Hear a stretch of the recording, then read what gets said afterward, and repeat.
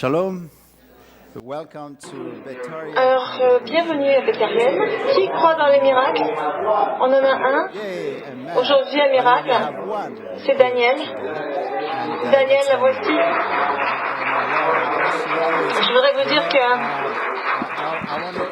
on est tellement content de t'avoir parmi nous parce qu'on la nuit, avant ta chirurgie du cœur, les docteurs n'étaient vraiment pas sûrs que tu pourrais survivre. On a eu des réunions de prière et là tu te trouves parmi nous. Je crois que vous voulez dire quelque chose, n'est-ce pas? Vas-y. Ah, vas-y. Oui. Non, il faut le mettre.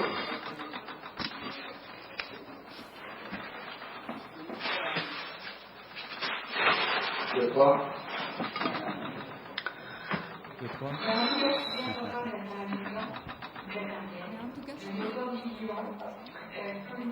Elle dit, je suis bien contente d'être à Béthariel, la maison du lion. Là, j'ai eu une chirurgie aortique bilatérale et les chirurgiens m'ont dit, c'est vous qui allez choisir. Vous acceptez la chirurgie, il y a des grands risques. Vous refusez la chirurgie, il y a encore des risques. Donc ça fait que pendant 2 jours, ça a trotté dans ma tête. Et puis, moi, il faudrait que je vous dise que j'ai vécu quelque chose de spécial avec Dieu. J'étais environnée de sa présence. Et vos prières et tout ça, et j'étais prête à partir.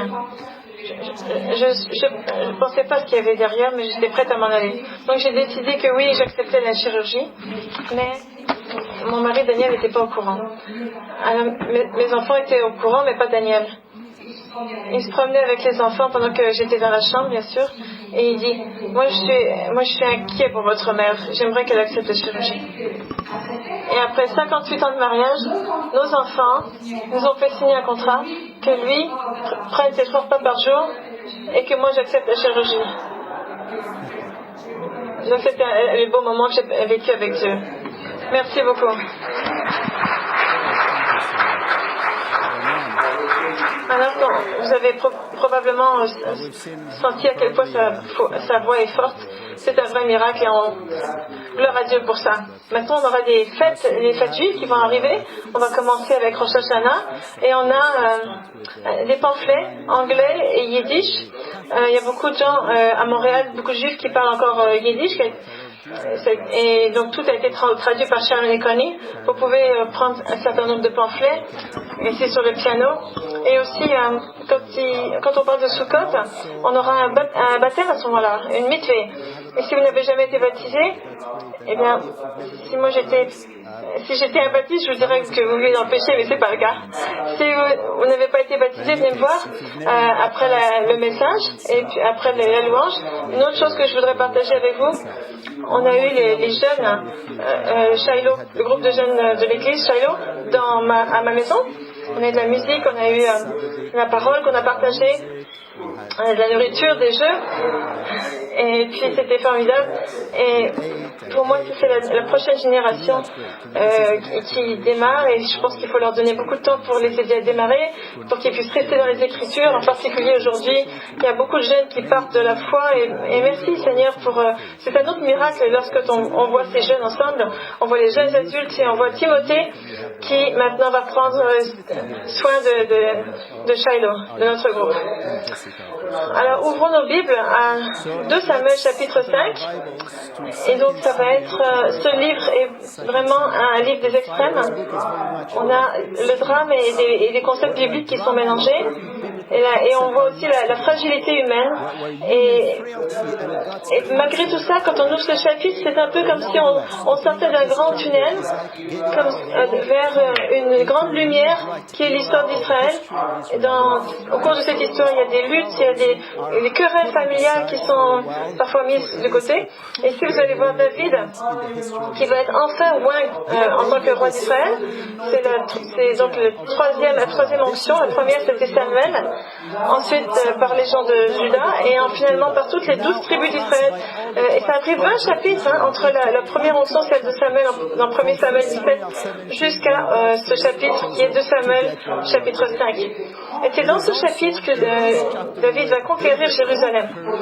Et pour la première fois, cette ville est associée avec Israël et avec les Juifs, et Jérusalem va devenir la capitale d'Israël il y a 3000 ans. Et cette ville est appelée la ville de Dieu. C'est l'endroit que Dieu a choisi pour construire son temple et pour demeurer et pour établir son royaume éternel. Parce qu'elle va devenir la capitale d'Israël aussi pendant le royaume messianique. Et donc, c'est aussi le nom qui sera donné à la Nouvelle Jérusalem. Donc depuis ce moment-là, dans 2 Samuel 5, Jérusalem, à partir de ce moment-là, est passée à travers tellement de guerres et de conflits. Elle a été construite et détruite à peu près 17 fois de suite. Elle a été assiégée environ 45 fois. Et après 3000 ans, c'est toujours vraiment la partie de terre la plus disputée sur la planète. Et je peux vous dire que plus on se rapproche de la venue de Yeshua, et plus c'est le cas parce que c'est là que Dieu dit qu'il va demeurer. Et c'est là que Jésus a dit qu'il allait construire son royaume. Et au milieu de toute cette histoire d'opposition, dans cette section que nous lisons actuellement, eh bien c'est on voit une promesse qui va être donnée par Dieu, une des promesses les plus sûres et les plus fortes. Et qu'est-ce que c'est que cette promesse? C'est la promesse davidique, l'alliance davidique. Ici, David va assurer la lignée éternelle de David. Cette alliance nous dit qu'il y aura toujours des descendants de David, et grâce à Dieu, ça va nous amener directement à Yeshua, qui est un descendant direct de David. Et d'ailleurs, si vous prenez les premiers mots du Nouveau Testament, ça parle de la généalogie de Jésus-Christ, le fils de David. Et ça, c'est possible uniquement grâce à cette alliance davidique qu'on voit dans 2 Samuel. Et cette promesse continue jusqu'à aujourd'hui parce qu'il existe toujours des descendants de David dans la communauté juive. Et donc, on sait aussi que David va co-régner avec Yeshua dans le royaume messianique. Et ceci pour toujours. Et cette alliance, donc il nous dit qu'il y aura, donc, comme je vous dis, il y aura toujours des descendants de David et jusque dans les royaumes messianiques.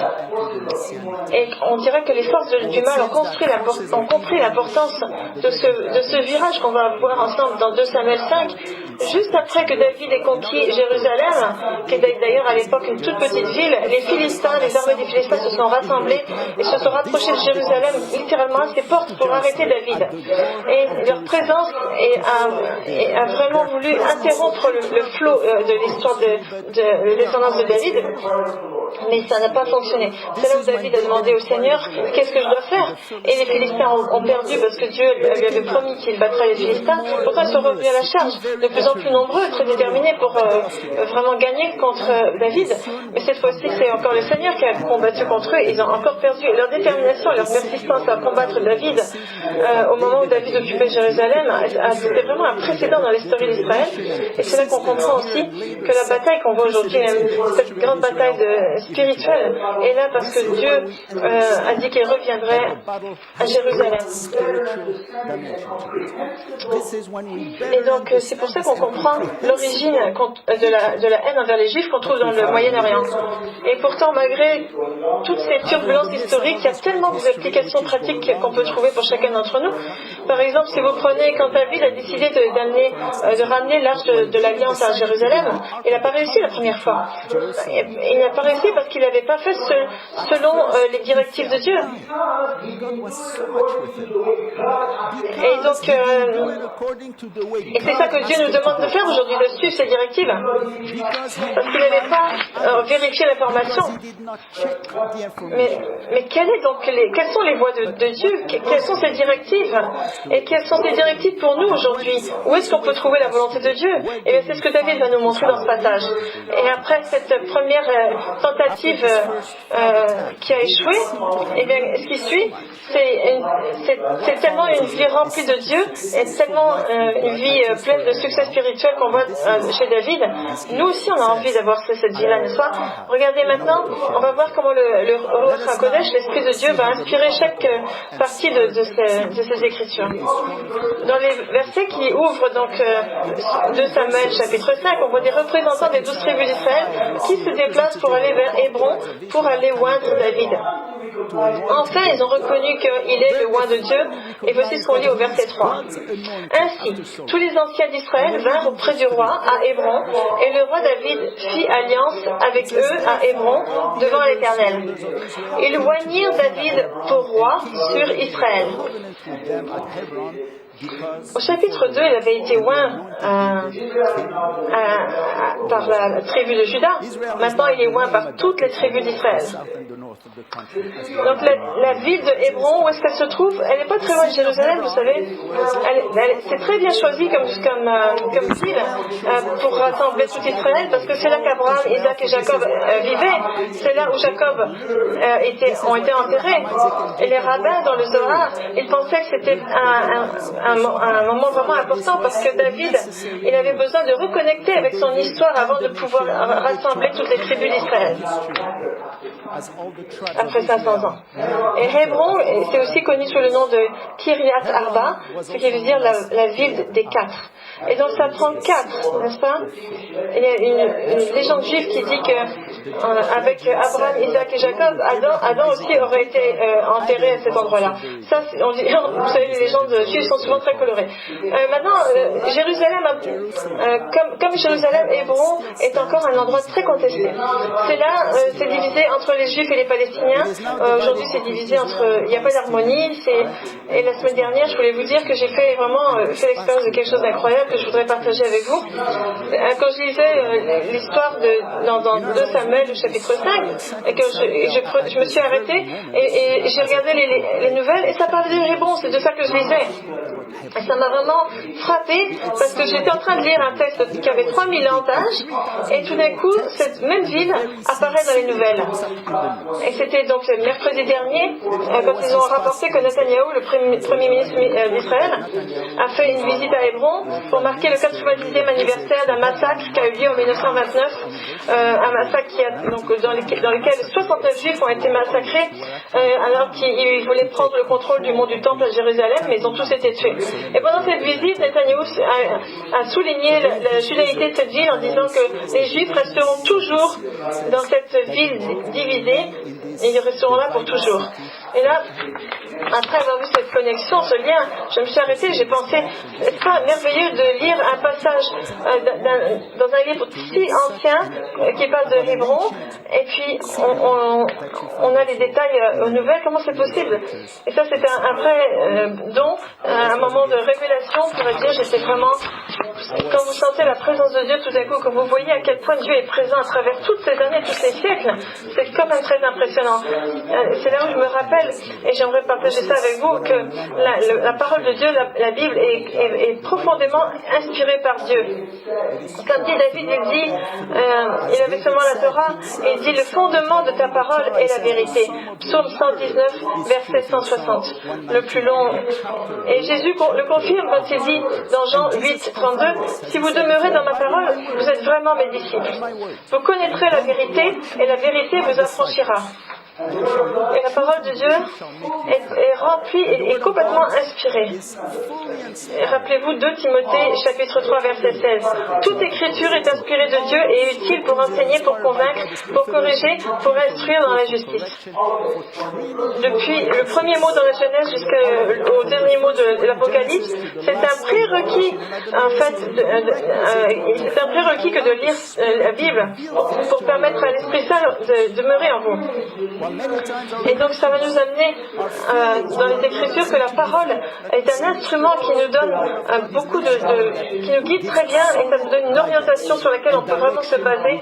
Et on voit ça dans tous les psaumes d'ailleurs que David a écrit.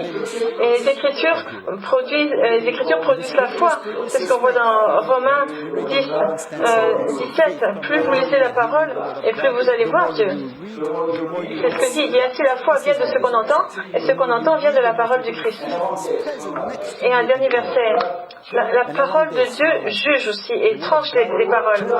Puisque la parole de Dieu est vivante et efficace, plus tranchante qu'une épée quelconque à 2 tranchants, pénétrante jusqu'à partager âme et esprit, jointure et moelle. Elle juge les sentiments et les pensées du cœur.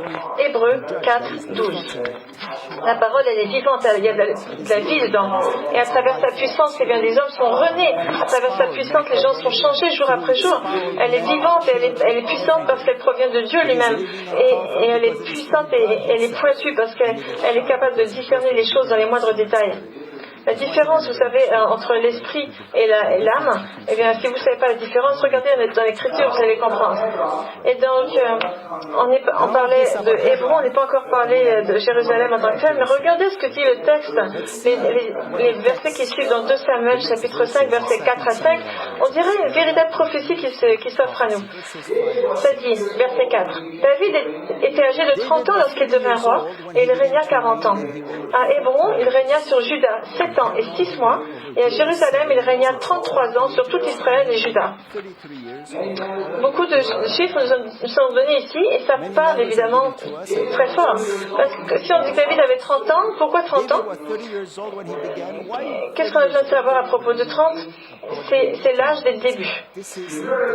Numériquement, c'est vu comme 3 fois 10, et 3 c'est ce qui est solide, fini, terminé, réel. C'est comme les 3 attributs de Dieu, l'omniscience, l'omniprésence et l'omnipuissance.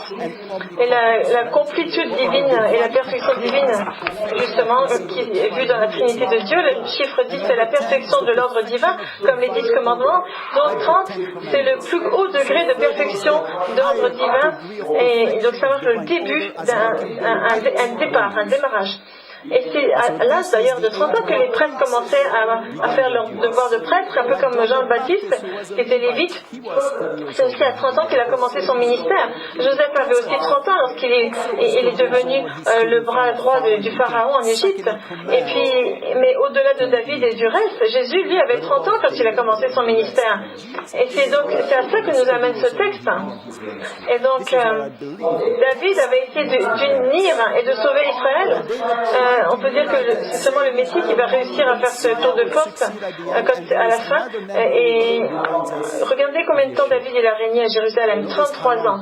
C'est le même nombre d'années que Jésus a passé sur la terre et qui a tout donné pour nous. C'est toutes ces 33 ans pour remplir le rôle de David au complet pour notre salut.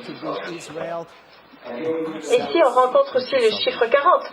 David a régné 40 ans, 7,5 années à Hébron et 33 années à Jérusalem. 40, c'est le chiffre de quoi? De l'épreuve, de la probation, comme les 40 ans dans le désert. Jésus, lui, il y avait 40 jours de procès pour Jésus. Mais si vous prenez les 40 ans du règne de David et les 40 années de règne de Salomon, ça n'a pas vraiment produit la rédemption et le salut pour Israël. Donc le lecteur va chercher le Messie à travers tous les échecs de ces grands personnages. Et donc, après ça, David, après être allé à Hébron, il va aller à Jérusalem, qui est aussi appelée Sion, la ville de David. Sion et la ville de David, qui sont les deux qualificatifs ici, sont mentionnés dans les Écritures. Commençons avec la ville de Jérusalem. Dans 2 Samuel, Jérusalem devient la capitale de l'État juif, donc l'endroit des promesses données à David, et comme aujourd'hui d'ailleurs. Qui était là avant les Israélites? Qui avait occupé Jérusalem? Les Jébusites. Les Jébusites, ce sont des Cananéens. Ils sont présentés comme tellement fiers d'eux-mêmes et tellement remplis de confiance en eux-mêmes, au point que personne ne pouvait vraiment les battre. Ils étaient tout en haut d'une montagne. Regardez au verset 6 à 7, regardez ce que ça dit. Le roi David marcha avec ses gens sur Jérusalem contre les Jébusiens, habitants du pays. Et ils dirent à David, tu n'entreras point ici, car les aveugles même et les boiteux te repousseront. Ce qui voulait dire, David n'entrera point ici. Mais David s'empara de la forteresse de Sion, c'est la cité de David. Vous voyez que cette ville était tellement difficile à conquérir, c'était tout en haut d'une colline, et c'était entouré d'une vallée. Donc les Jébusiens pensaient que s'ils mettaient les aveugles et les sourds, ce serait suffisant pour se défendre des ennemis. Et ironiquement, à partir de ce moment-là, David il a utilisé cette expression que les aveugles et les sourds, c'est un peu le petit surnom qu'ils donnaient aux Jébusiens. Qui étaient les Jébusiens? Eh bien, si vous prenez la table des nations, dans Genèse 10, nous dit que c'était des fils de Ham, donc comme tous les Cananéens qui vivaient là, et ce n'étaient pas des Sémites. Ils ne descendaient pas de Shem comme les Juifs. Et depuis l'époque de Josué, ils occupaient Jérusalem et personne n'arrivait à les battre.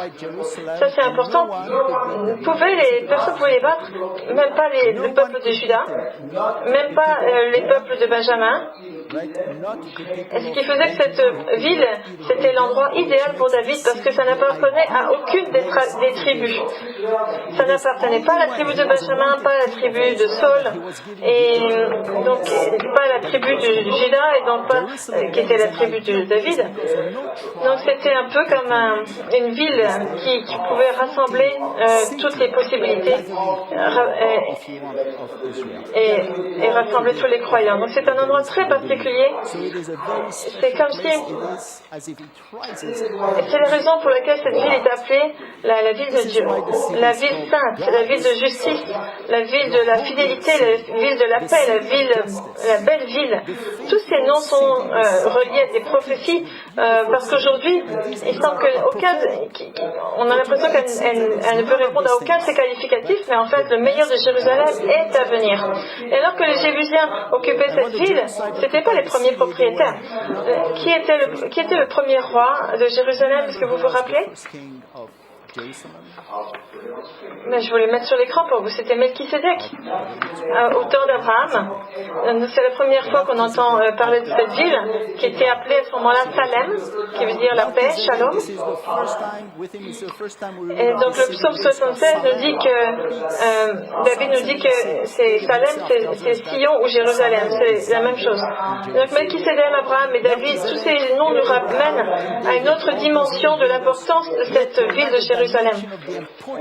Et ce n'est pas les seules connexions qu'on trouve entre Abraham et Jérusalem. Il y a quelque chose qui va amener Jérusalem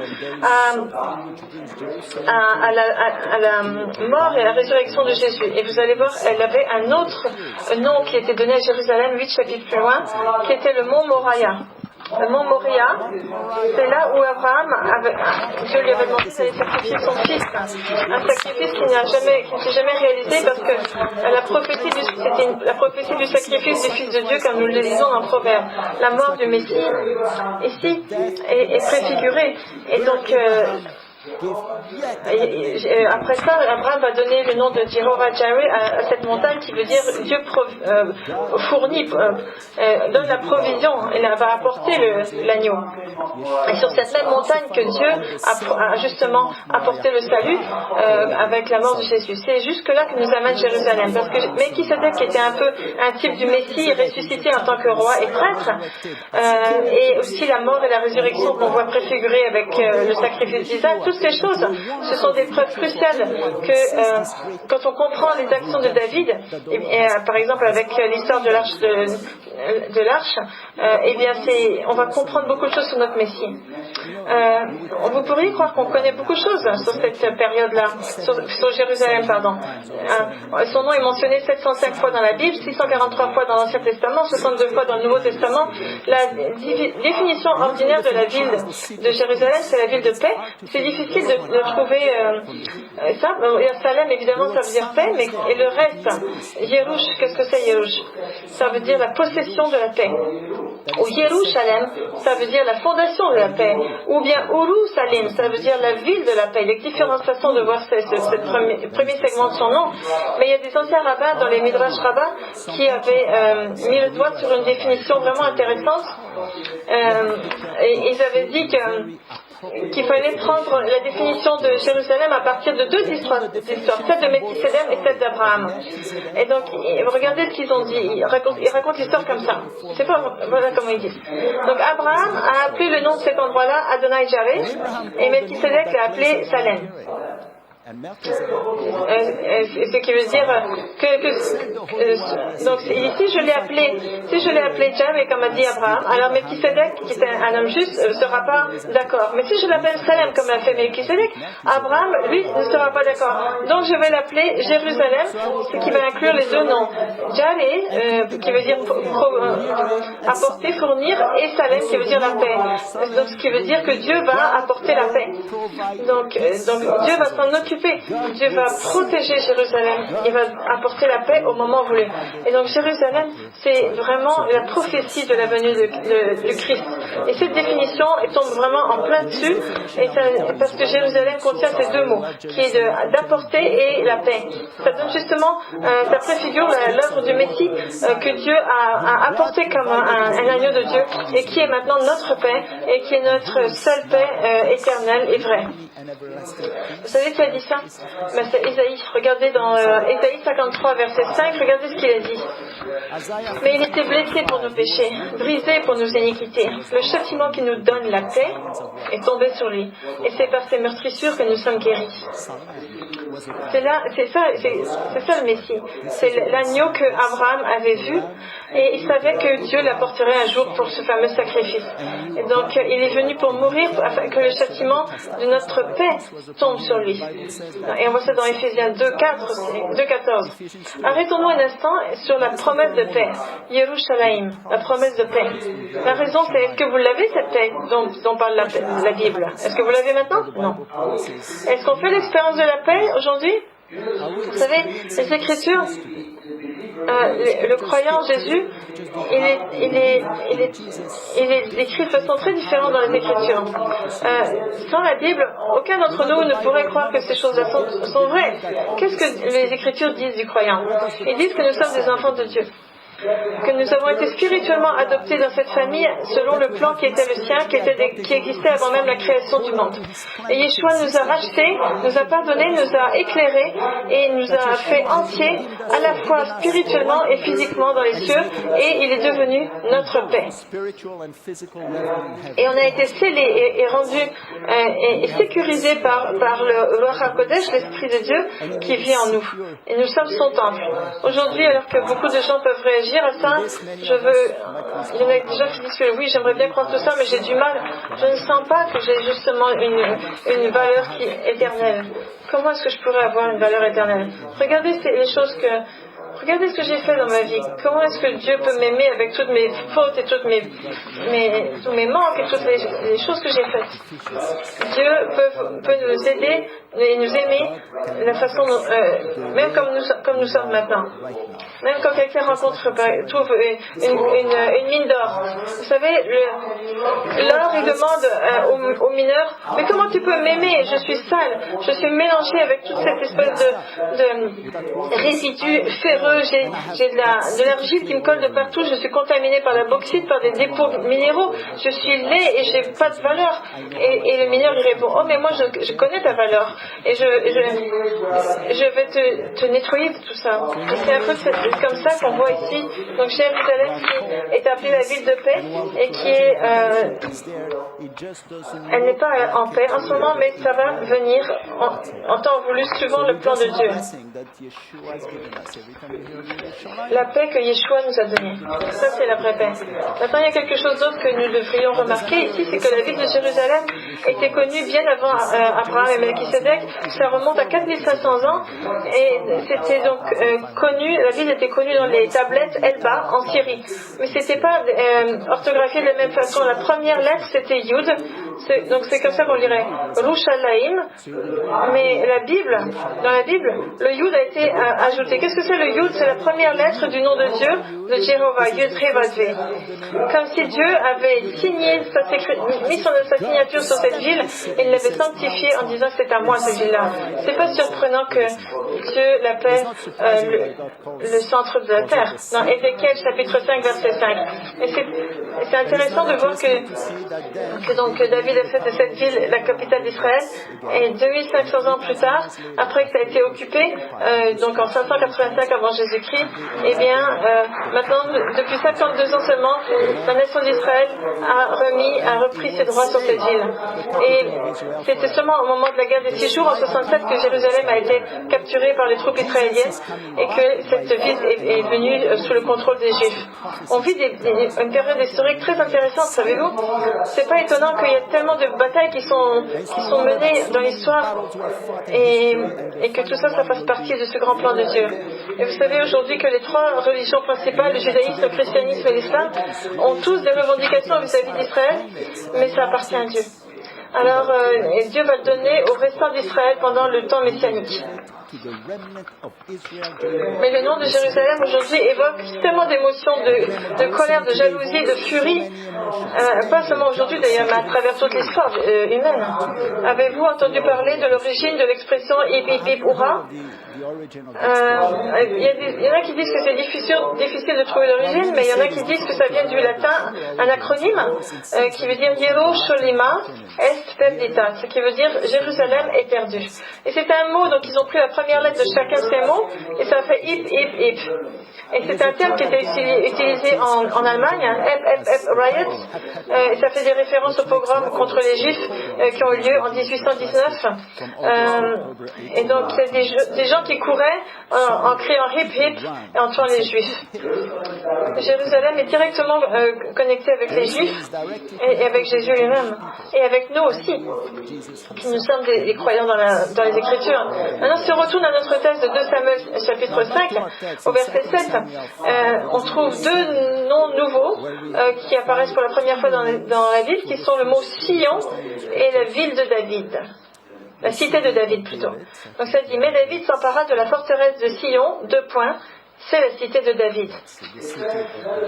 Ça dit, Sion, ça veut dire donc la forteresse, la tour, parce que c'est difficile de prendre cette ville.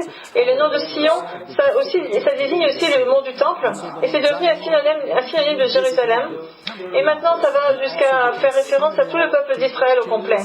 Rappelez-vous que quand on parle de quelqu'un en disant que c'est un sioniste, c'est quelqu'un qui croit dans les promesses de Dieu que Dieu a données aux Juifs et qui affirme que la terre appartient au peuple juif. C'est ça un sioniste.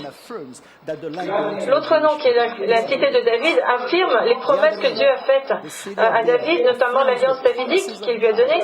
Et ça ne appartient pas à David, mais c'est ce qu'on appelle les prophéties, les promesses qui sont relatives à cette alliance. Et ensuite, il y a le récit des conquêtes de Jérusalem qui se termine avec un mot au verset 10, ça dit « Et donc David est allé, est devenu grand, et le Dieu des armées était avec lui. » Alors, si vous voulez rencontrer Yeshua,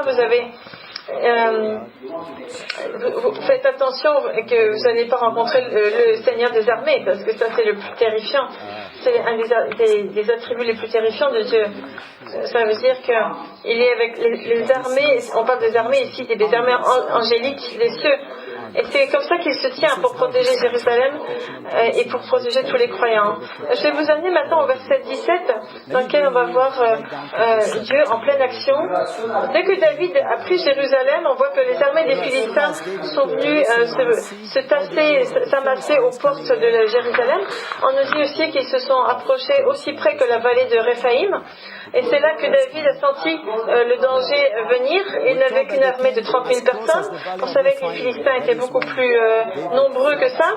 On voit dans 1 Samuel chapitre 13 verset 5 qu'ils avaient quelque chose comme 1000 chars, 6000 cavaliers. Ce peuple était innombrable comme le sable qui est sur le bord de la terre, de la mer. Et donc on voit ils avaient 1000 chars et 6000 cavaliers, et ce peuple était innombrable comme le sable qui est sur le bord de la mer. Vous voyez comment ils étaient équipés. Et donc face à un péril pareil, il a fait ce qu'il devait faire, c'est qu'il s'est tourné vers Dieu et il lui a demandé qu'est-ce qu'il en pensait. Qu'est-ce qu'il a fait au verset 19? Regardez ce qu'il fait. Donc il a demandé à Dieu. Donc il a prié. Au verset 19, il dit: David consulta l'Éternel en disant: monterai-je contre les Philistins? Les livreras-tu entre mes mains? Et l'Éternel dit à David: monte, car je livrerai les Philistins entre tes mains. Alors il obéit. Il va, il gagne la guerre, et les Philistins fuient. Vous savez comment ils sont partis, comment ils ont fui? Regardez le verset 21. Ils laissèrent là leurs idoles, et David et ses gens les emportèrent pour les brûler. Quand on va voir ça dans les chroniques. Ils ont laissé leurs idoles, ils ont laissé leur religion derrière eux et leur Dieu, parce qu'ils ont réalisé ils ont compris que leur propre Dieu pouvait rien faire pour eux. La première fois que c'est arrivé, c'est quand ils ont capturé l'arche de l'Alliance et qu'ils l'ont amené à l'intérieur de leur temple. Et là, leur Dieu Dagon est tombé devant et prostré devant l'arche de l'Alliance. Là, ils l'ont relevé et il est retombé encore. Après, ils l'ont abandonné et vous voyez, c'est comme ça qu'ils ont abandonné leurs idoles dans les champs. Et vous pourriez penser qu'ils auraient appris une leçon avec l'histoire de l'arche de l'Alliance. Eh bien non, parce que leur haine était tellement puissante. En fait, leur haine était plus grande que leur religion. Ils sont revenus encore à la source, encore en plus grand nombre, et exactement au même endroit. Et encore une fois, David fait la même chose. Il se tourne vers Dieu et il pose la question. Et il gagne encore. Et ici, dans 2 Samuel, à chaque fois qu'on lit que David se tourne vers Dieu pour lui poser la question, le Targum, il nous traduit le verset comme si il avait lu les Écritures, comme s'il était allé chercher la réponse dans la parole de Dieu. Vous savez, les Targums, ce sont des traductions bibliques en araméen. Donc c'est une traduction qui date avant du 1er siècle. Et c'était les Écritures que les gens utilisaient à l'époque de Jésus. Regardez comment ils traduisent ce 2 Samuel 5, verset 19. Et ça dit: et David a demandé au Memra du Seigneur: est-ce que je devrais aller contre les Philistins? La Memra, c'est le mot en araméen, ça veut dire que David a demandé à la parole du Seigneur pour connaître la volonté de Dieu, pour savoir quoi faire. Vous savez que le Urim et Tumim n'était peut-être pas à ce moment-là disponible. Donc, il est allé directement dans la parole. C'est pour ça que Jean a commencé son livre, son évangile, en disant: au début était la parole, la Memra, et la Memra, la parole était avec Dieu, et la Memra, la parole était Dieu. Et ça, ils auraient compris, parce que c'était la première audience, c'était les Juifs qui écoutaient ça. Et maintenant, dans 2 Samuel 5, verset 19, on peut dire que ce sont parmi les passages les plus forts concernant la Memra. David a demandé à la Memra du Seigneur. Et qu'est-ce que c'est pour nous, la Memra du Seigneur? C'est en fait les Écritures. C'est là que vous allez trouver la volonté de Dieu. Et priez par rapport à ça, priez à Dieu. Et il va vous montrer des passages qui vont parler directement dans votre cœur. C'est pas important combien de fois vous les lisez. Il faut ouvrir ces passages avec la foi. Et la deuxième fois que les Philistins reviennent, le Seigneur, la Memra, a encore agi en faveur d'Israël. Cette fois-ci, le Seigneur lui dit de ne pas faire face à l'ennemi, mais d'aller derrière leurs armées, de les surprendre par derrière. Regardez le verset 23 et 24. David consulta l'Éternel et l'Éternel dit: tu ne monteras pas, tourne-les par derrière et tu arriveras sur eux vis-à-vis des mûriers. Et quand tu entendras un bruit de pas dans les cimes des mûriers, alors hâte-toi, car c'est l'Éternel qui marche devant toi pour battre l'armée des Philistins. C'est intéressant quand on parle du bruit de la cime des mûriers. Vous savez, les mûriers en question, les mûriers en question, ce sont des arbres majestueux, à peu près 10 à 15 mètres de haut, et ils ont une couverture de feuilles extrêmement riche et extrêmement dense, derrière laquelle on peut se cacher, et qui font beaucoup de bruit avec le vent. Et quand les Philistins ont entendu ce bruit-là, au lieu d'entendre le bruit des mûriers, ils ont entendu le bruit de troupes qui marchaient. Et ils ont eu peur. C'était le bruit de la victoire. Et c'était le bruit des pas de Dieu, on pourrait dire. Et du coup, ils ont fui. Donc ici, on voit Dieu en tant que juge ou sauveur. Et cette histoire nous montre que grâce à ça, David va réunir les 12 tribus qui n'avaient pas été vues depuis l'époque de Moïse. Et c'est là qu'il décide de ramener l'arche de l'Alliance à Jérusalem. Et c'est là qu'on va commencer le chapitre 6, qui est un chapitre très pratique et en même temps très solennel, On a juste le temps de jeter un petit œil dessus. David était tellement excité à l'idée, tellement content d'aller chercher l'arche de l'Alliance. Il s'était préparé profondément, mais ce récit est à mettre en parallèle avec 1er Chronique, chapitre 13, parce que je pense que ce chapitre est tellement riche, tellement important que l'histoire vraiment a eu un impact sur les autres livres de la Bible. Et c'était tellement important ce passage qu'il a appelé tous les Juifs du monde entier à venir comme si c'était le début du temps messianique. Regardez ce qui se dit dans 1er Chronique 13. Il les a ramenés de Syrie, d'Égypte. C'était vraiment une nouvelle ère qui s'ouvrait à ce moment-là. Et quand il a fait ça, on voit au premier verset du chapitre 6, et David rassembla encore toute l'élite d'Israël au nombre de 30 000 hommes. 30 000 hommes choisis juste pour aller chercher l'arche de l'Alliance et la ramener à Jérusalem. Ça, c'était pas pour la guerre qu'ils prenaient ces hommes-là, c'était pour se réjouir. Ils voulaient savoir qu'ils voulaient faire une grande fête à cette époque-là. Ils voulaient rien rater. Regardez le mot encore au verset 1. La première fois c'était pour la guerre, cette fois-ci c'est pour se réjouir, parce que nous apprenons que il y avait beaucoup de musique qui devait être jouée et assez. On peut dire que c'est vraiment la force de David, la musique. Regardez le verset 5. David et toute la maison d'Israël jouaient devant l'Éternel de toutes sortes d'instruments de bois, de cyprès, des harpes, des luttes, des tambourins, des sistres et des cymbales. Ça devait dû être assez magnifique et très fort, mais en même temps ça n'a pas marché. Il y a quelque chose qui s'est passé, il y a quelque chose qui avait été oublié. Quelqu'un n'a pas fait son travail comme il faut. La procession a été interrompue parce qu'un homme qui s'appelait Uzzah, U-Z-Z-A-H, a touché l'arche et Dieu l'a frappé pour cette erreur et il est mort. Et qu'est-ce que c'était cette erreur? Même le mot erreur se trouve très rarement. Mais oui, qu'est-ce qui s'est passé? Mais ce qu'on apprend, c'est que les Lévites n'ont pas fait bien leur travail. Ils n'ont pas fait leur travail selon ce que le Seigneur, ce que Dieu avait prescrit dans la Torah. David a compris où était la faute. L'arche ne devait pas être traînée sur une charrette et traînée par des animaux. Ça devait être porté par des hommes choisis qui étaient les Lévites. Et c'est ce qu'il a fait après, et puis ensuite ça a marché. Donc la question, c'est comment est-ce qu'ils ont pu rater une information pareille? Comment ça se fait que David ne savait pas alors que c'est quelque chose de tellement sain, l'arche de l'Alliance? Comment ça se fait qu'aucun d'entre eux n'a pu trouver le bon renseignement? C'est pour ça que David a été fâché. Et est-ce que c'est le début d'une séparation entre le roi et les prêtres et les enseignants d'Israël? Est-ce que c'est une prophétie? Est-ce que c'est le début d'une séparation entre les enseignants et le peuple? Entre les enseignants et Dieu? Est-ce que c'est une prophétie qui fait référence au premier siècle, lorsque les mêmes dirigeants n'ont pas reconnu le Messie? Et lors de la deuxième tentative pour ramener l'arche de l'Alliance, David il portait l'éphod en lin, qui normalement d'après la loi mosaïque c'est seulement la tribu de Lévi qui pouvait porter ça, et donc pourtant David était de la tribu de Juda. Et bien Dieu n'était pas en colère. Est-ce qu'il y a un lien à faire avec Melchisédek, le prêtre de l'ordre éternel? On va explorer cette énigme la semaine prochaine, chapitre 6 de 2 Samuel. Donc j'aimerais conclure avec un titre, le titre qu'on aurait pu donner à cette étude, qui est le son, le bruit des mûriers. Parce que c'est un titre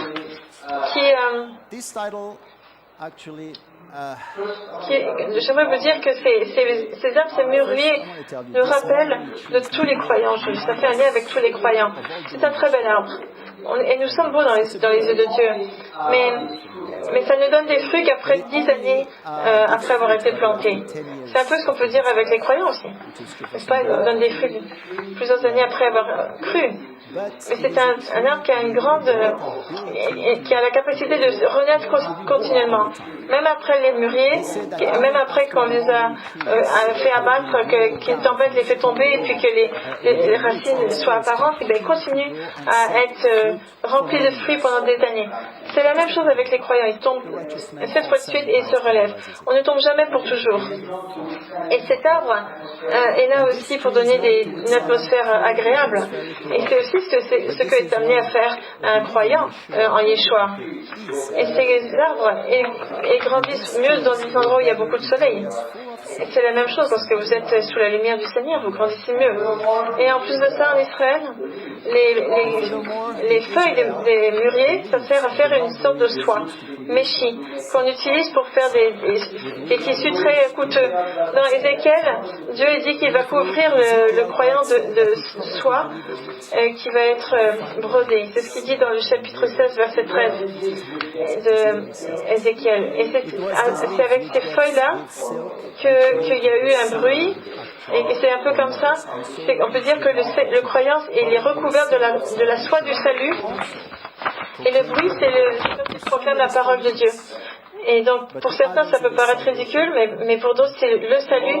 Et vous savez, avez-vous déjà entendu le bruit d'un mûrier? Aujourd'hui, quand on se rapproche de plus en plus de la fin des temps, pour certains, ça peut être la victoire, et la liberté, le salut.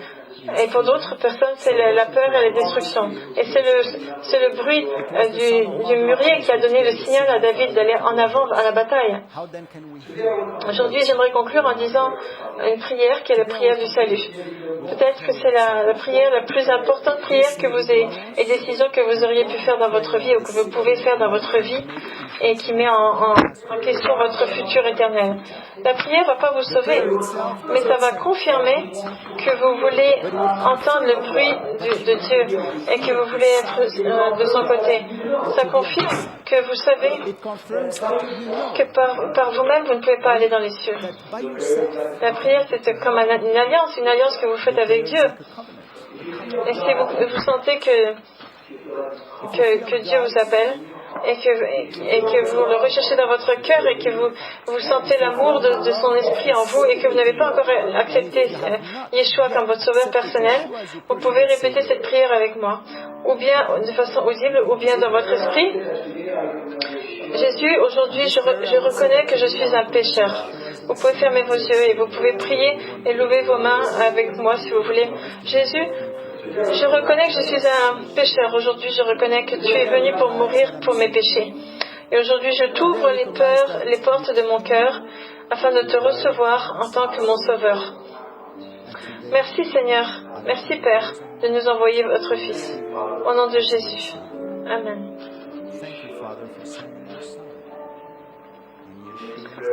Si vous avez fait cette prière, vous pouvez venir me voir à la fin. J'aimerais prier pour vous et pour tous ceux qui sont à la radio, qui sont sur YouTube ou qui sont sur Facebook. Si vous avez fait cette prière, écrivez-moi. Et maintenant, à la congrégation, que le Seigneur vous bénisse, et qu'il vous donne sa grâce et qu'il relève le visage vers vous et qu'il vous donne sa lumière et sa paix. Amen. Que le Seigneur vous bénisse. Et la semaine prochaine, nous serons à Jérusalem.